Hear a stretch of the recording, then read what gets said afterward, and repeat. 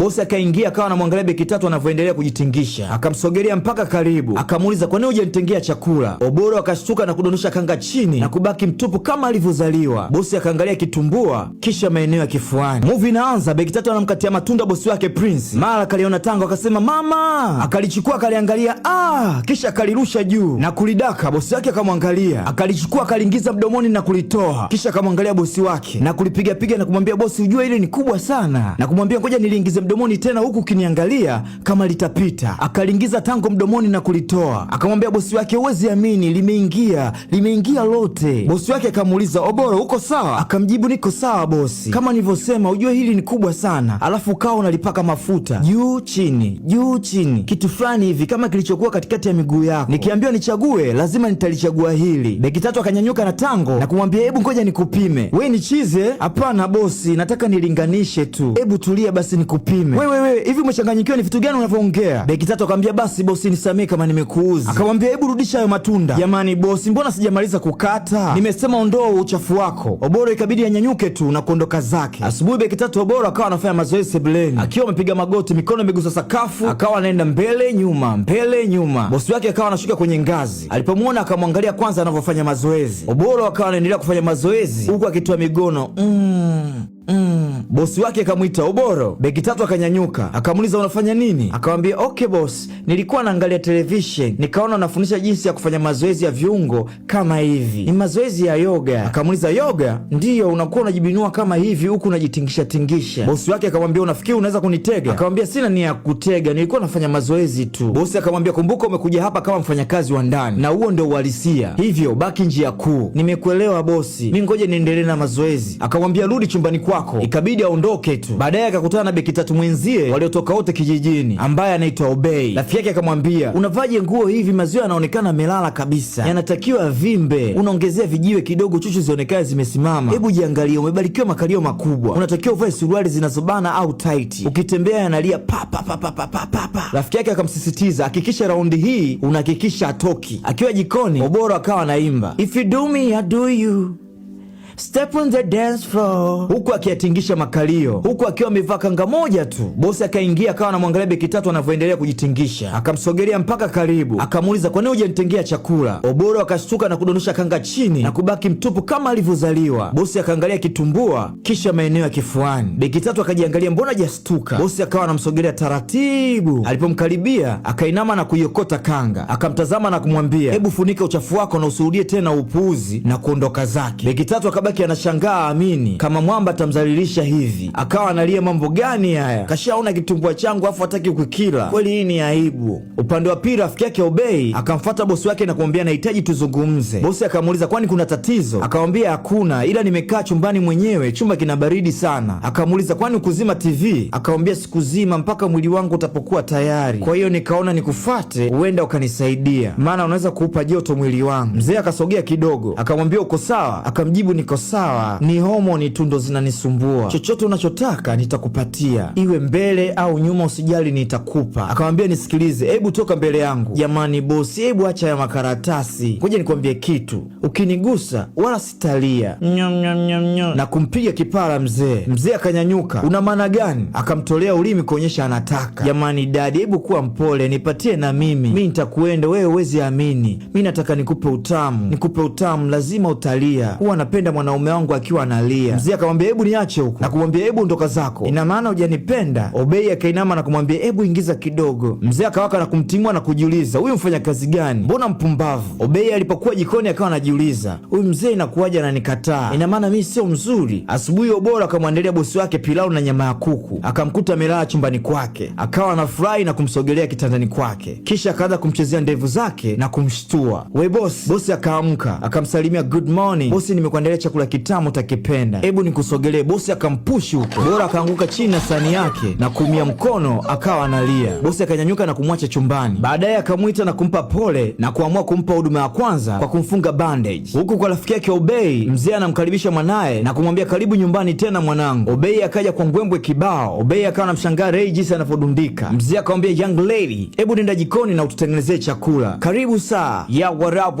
Obei akafurahi sana kusalimiwa Kimarekani. Ya what what up. Akamjibu naye what up, I'm happy to be home pops, na kumkumbatia baba yake na kumbusu kipara mwa mwa. Mzee akamwambia unaweza kuingia ndani na kupiga maji sasa. Okay, I like that, let me give my cap, na kuingia ndani. Huku kwa Obora bosi anaarisha, akawa anapiga kelele kwa maana mzigo unauma kuutoa. Obora akaja mlangoni na kumuuliza, bosi vipi, kuna tatizo? Akamwambia hakuna tatizo, niache kwanza. Obora akasogeza sikio, akasikia pie, akatamani kucheka, akaziba mdomo. Akamuuliza tena, una hakika uko sawa? Akamwambia niko sawa bwana. Kama uko sawa mbona nasikia what happened? Bosi akumjibu chochote, akawa anaugulia tu Akagonga tena, una hakika uhitaji msaada wangu? Ikabidi Oboro aondoke zake. Baada ya kuoga Ray akasikia mlango unagongwa, akamwambia ingia. Alipofungua mlango kumbe alikuwa Obey. Obey akamwambia Oga, hello Oga wangu we mrefu, that's me. Obey akacheka kidogo na kumwambia nahisi sijamaliza kazi, nimekuja kuuliza kama kuna kazi yoyote ungetaka nikufanyie. Ray akafikiri akasema sina. Obey akamwambia subiri kwanza. Jamani Oga, namaanisha chochote unachotaka. Ray akamwangalia, sema chochote. Obey akamshika ndevu na kumwambia nakupenda mwenzio. Mwamba akang'ata kidole na kumuuliza chochote? Ndiyo chochote. Akamshika mkono na kumvutia ndani na kufunga mlango. Alipogeuka akawa anafungua vifungo. Umesema chochote? Ndiyo. Mwamba akamalizia vifungo na kusema na kumlukia kitandani. Asubuhi Obey anatandika kitanda. Ray akafungua mlango huku akiwa amebeba chakula. Obey akamsalimia good morning, akamjibu good morning my love. Je, umelala vizuri? Ndiyo, maana jana ulimaliza kabisa. Akamsogelea na kumwambia nimekuletea breakfast. Obey akafurahi, akaona amependwa. Show moja tu, upendo wote huu kweli umepika kwa ajili yako. Akamwambia ebu kaa kwenye kiti. Obey akawa na furaha sana, maana mambo hayo ndo alikuwa anayataka. Ray akambusu mkono na kumwambia ngoja sasa nikufungie chakula ule. Akamuuliza mbona kinukii? Akamwambia usijali, utakipenda. Akachukua uma na kumkabidhi Obey. Yeye akawa anafunua chakula. Jinsi kinavyonukia utazani butter shell. Oh jamani baby, ebu onje chakula. Obey akashangaa, akamwambia ebu ngoja nikusaidie. Obey akashika kichwa, akajua tayari kashaingia kwenye mtumbwi wa kibwengo. Akachukua jiwe kwenye uma na kumwambia fungua mdomo nikulishe baby. Obey akajifanya na kichefuchefu na kunyanyuka na kwenda kutapika. Ray akamwambia jamani baby, chakula kinapoa, ngoja nikifunike, nitakusubiri baby. Huku Obolo anafagia, bosi wake anatoka, anamwambia nimekwambia upumzike, usifanye usafi mpaka utapokuwa sawa. Obolo anamwambia sijazoea. Kisha akamuuliza kwani kimetokea nini? Mbona sura yako imekuwa ndogo kama Piriton? Akamwambia fanya yanayokuhusu. Mara Waro ukataka kutoka. Obolo akamwangalia na kumuuliza nini te? Bosi ikabidi arudi ndani tena yasije akadondoka ikawa aibu. Oboro akawa anacheka na kumwambia wewe umeniaibisha, ona Mungu anavyokuaibisha, malipo ni hapa hapa duniani, na kuendelea kucheka. Huko Obey baada ya Ray kuondoka akawa anajiuliza mbona sielewi, ina maana jana nilala na chizi? Inawezekanaje hii? Au ananijaribu, ananiletea uchizi? Ujue mimi ni chizi zaidi yake. Ngoja tuone mchezo unavyokwenda. Mara Ray akamuita baby, njoo sebuleni, nimekuja na marafiki zangu wanataka kukuona.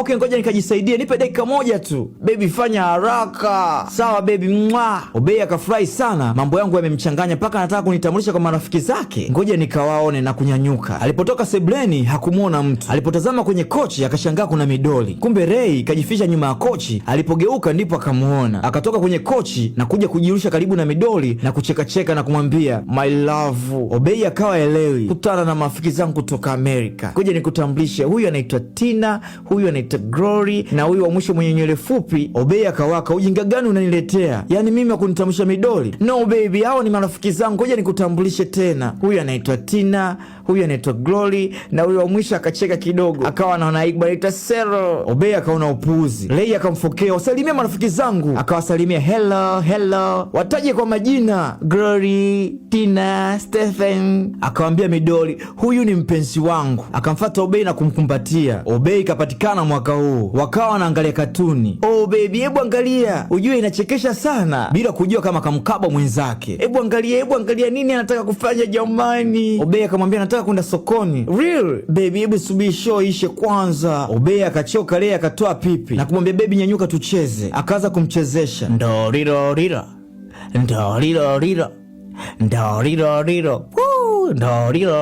Obei akachoka hoi, kisha akamkumbatia bila kujua anamkaba mwenzie. Huku kwa Oboro, bosi wake akawa anakunywa pombe tu, na hii baada ya kuonyeshwa mpenzi wake na rafiki yake ambaye alimdanganya amekufa miaka 2 iliyopita, kumbe sio kweli. Oboro alipomwona bosi wake analia akawa anaogopa na kumuuliza nini kinakuuliza bosi. Bosi akawa anakunywa pombe tu. Oboro ikabidi amnyang'anye na kuiweka pembeni. Akamwambia bosi, usilie, uje ukilia utanifanya na mimi nilie. Akaichukua pombe na kumuuliza kwani hii ndio inakufanya ulie? Na yeye akanywa. Bosi, mbona inaunguza? Oboro naye akaanza kulia, jamani, yani kitu ndio inakufanya ulie, na kumkumbatia huko analia.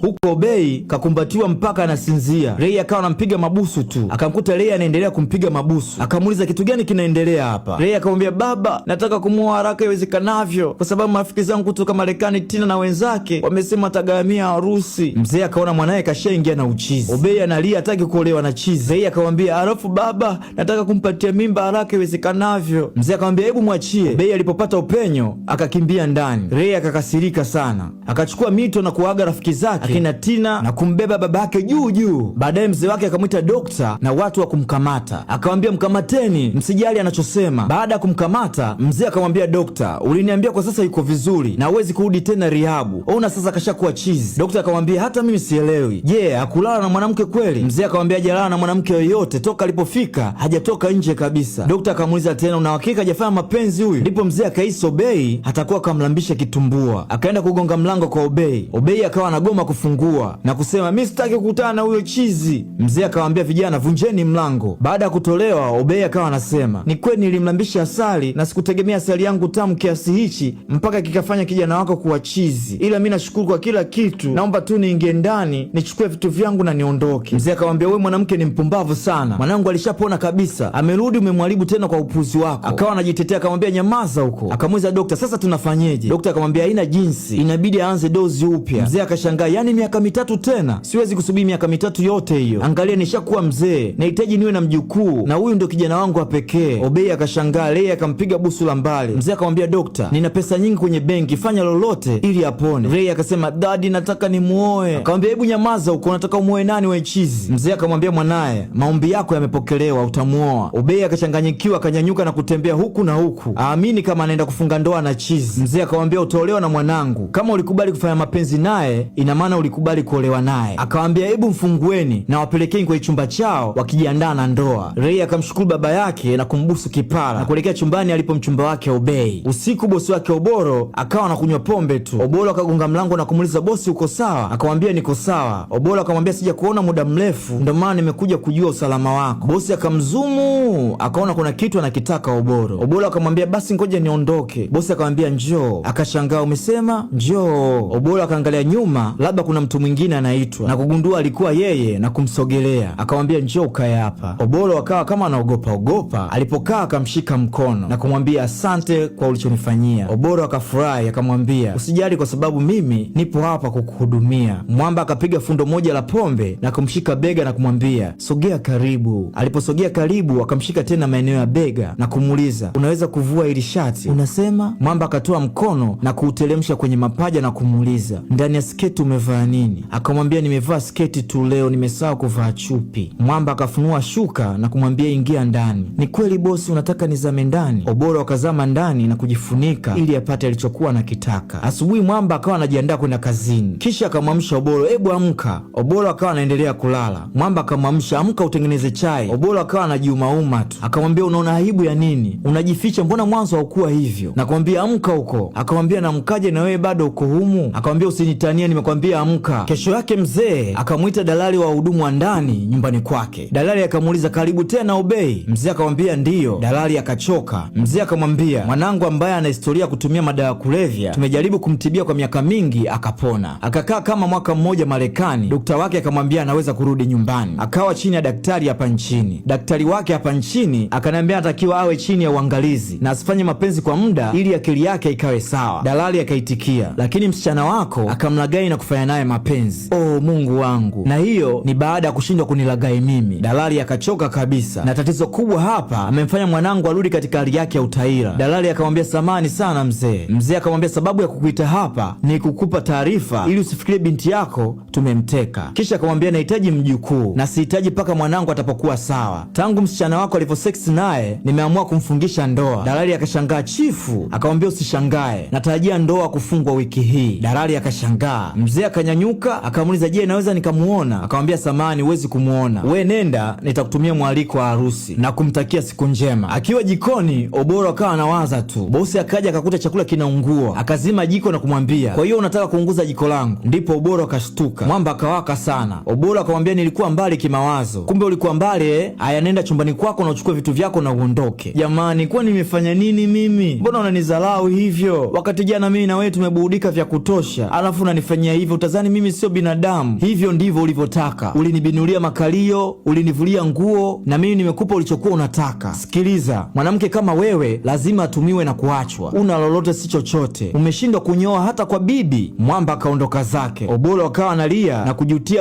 alivyojizalilisha, maana ametoa kitumbua na kaonekana si lolote si chochote. Obolo akarudi kwa dalali wake na kumwambia nahitaji kurudi kijijini, maisha ya mjini yamenishinda. Lakini pia akamwomba atafute njia ya kumtoa rafiki yake Obei ili asolewe na Taira. Dalali akamwambia kaa kwanza kwenye sofa na kumwambia tutatafuta njia ya kumtoa, maana polisi hawezi kusaidia. Chifu ni mtu mkubwa sana, ila nitakwambia njia ya kufanya ili atoke. Bosi Prince aliporudi nyumbani hakumkuta Oboro. Akakumbuka maneno aliyokuwa anamwambia Oboro mara ya mwisho, akaona kama akamkosea Oboro, na akakumbuka wakati alipokuwa anataka kuondoka kazini, kitandani aliona damu na kugundua kumbe yeye ndio alikuwa mwanaume wake wa kwanza. Wakati yeye anaona kama anaingiza mashine kwenye kikopo cha Blue Band, mrembo alikuwa analia. Yeye akahisi kama anamwektia, akawa ajui afanye nini. Huku kwa mzee, mlinzi anaimba wimbo wake mpya. Oboro akaja na kujikwaa huku akitikisa makalio. Mlinzi akapagawa, samahani, gari langu limeharibika hapo, naomba ukanisaidia kujua tatizo ni nini, huku akimchezeshea kifua. Mlinzi akalegea na kukubali. Oboro akaendelea kumtikisia makalio. Alipoenda kumsaidia, dalali akaingia ndani na kufanikiwa kutoka na Obei. Wakawa wanakimbizana na Taira na kufanikiwa kumtoroka. Bosi Prince akarudi kwa dalali na kumwomba msamaha Oboro kwa yote aliyomfanyia na kumwomba tena wawe wapenzi na sio mfanyakazi tena. Oboro akakubali na movie yetu inaishia hapo. Inaitwa Expensive House Helpers. Ila usisahau kusubscribe, kulike, kushare na comment channel yetu ya African Fix.